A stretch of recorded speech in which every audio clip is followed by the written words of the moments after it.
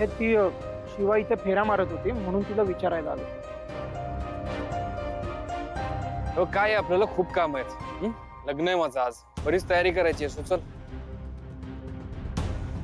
म्हणजे काय आहे, कुठली गडबड व्हायच्या आत मला लग्न करायचं. झालेत तेवढे तमाशे खूप झालेत. उगाच का बोलतोय तिला, का खोड काढतोय? ती काय बोलली आहे का तुला? चुकीचं बोललो का काही मी? आणि मला तसंही आईने सांगितलंय की काही लोक आली आहेत आज, ती फक्त बघायला आणि लक्ष ठेवायला आली.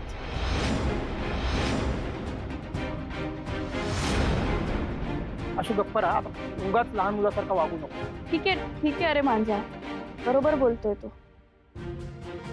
मी फक्त लक्ष ठेवायलाच आलोय. मी जाईन निघून, सगळं झालं. चल तू चल, काम आहेत खूप आपल्याला. चल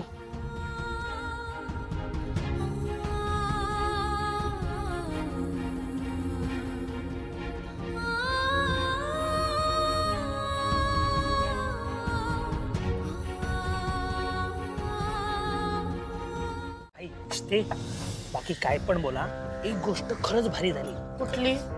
अरे त्या चंदनला पोलिसांकडे दिलं ते, तो आता आपल्या मध्ये येणार नाही. अरे पण त्यात त्याची एकट्याची चूक आहे का? आपली दिव्याताई पण भेटली ना त्याला. पण भाई, प्रयत्न त्यानेच केले होते ना. शिवाने बरोबर केले यार. आता सगळं ओके होईल काय?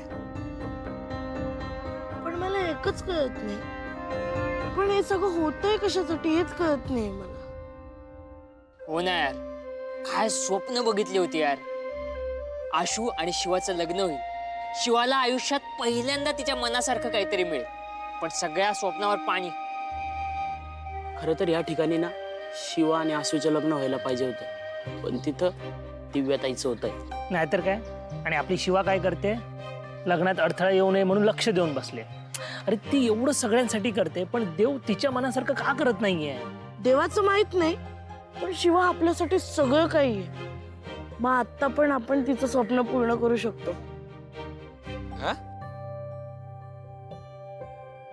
म्हणजे अरे म्हणजे शिवा आणि आशूचं लग्न लावून देत.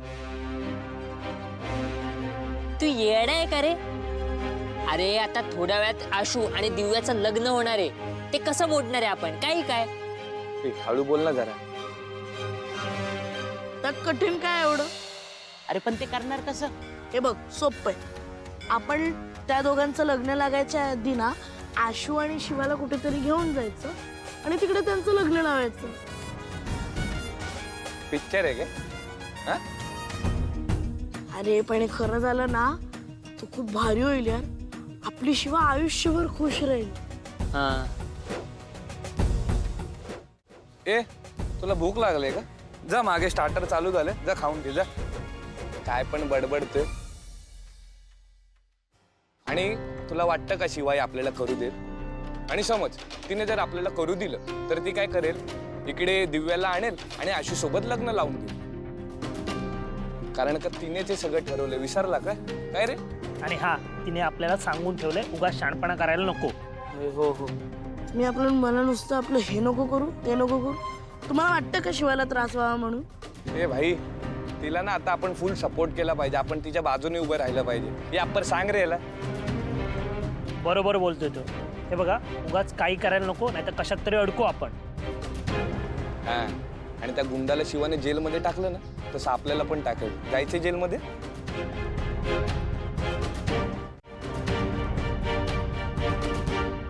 सर चंदन. मॅडम मॅडम बरं झालं मॅडम तुम्ही आलात. त्या शिवाने मला इकडे टाकलं. चंदन, मी आली आहे ना आता, मी करते काहीतरी.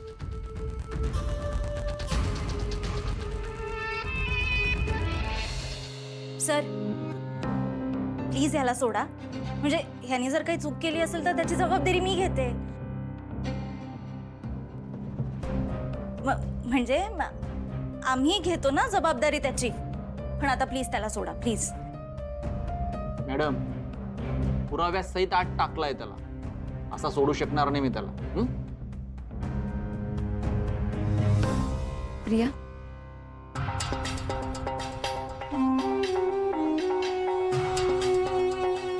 इन्स्पेक्टर, तुम्हाला वेगळं काही सांगायची गरज मला वाटत नाही. मी कोण आहे हे तुम्ही चांगलंच ओळखता. तुमची व्यवस्थित काळजी घेतली जाईल आणि तुमच्या अडचणीही दूर केल्या जातील.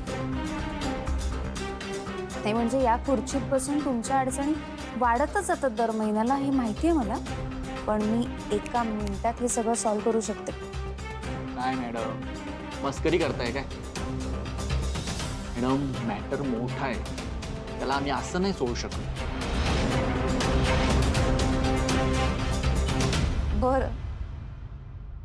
बरं मला सांगा, घरी जाताना बायको मुलांसाठी काय घेऊन जाणार? मी सांगू, ब्रँडेड कपडे आणि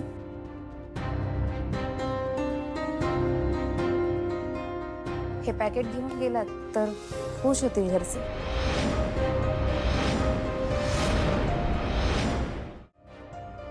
वजनदार आहे हे पॅकेट. स्मार्ट टीव्हीचा EMI सुद्धा जाऊ शकतो. हुशार आहात मॅडम तुम्ही. हवलदार, बाहेर काढा त्याला. इन्स्पेक्टर असावेत तर तुमच्यासारखे. सगळ्यांना नाही मिळत हा आनंद.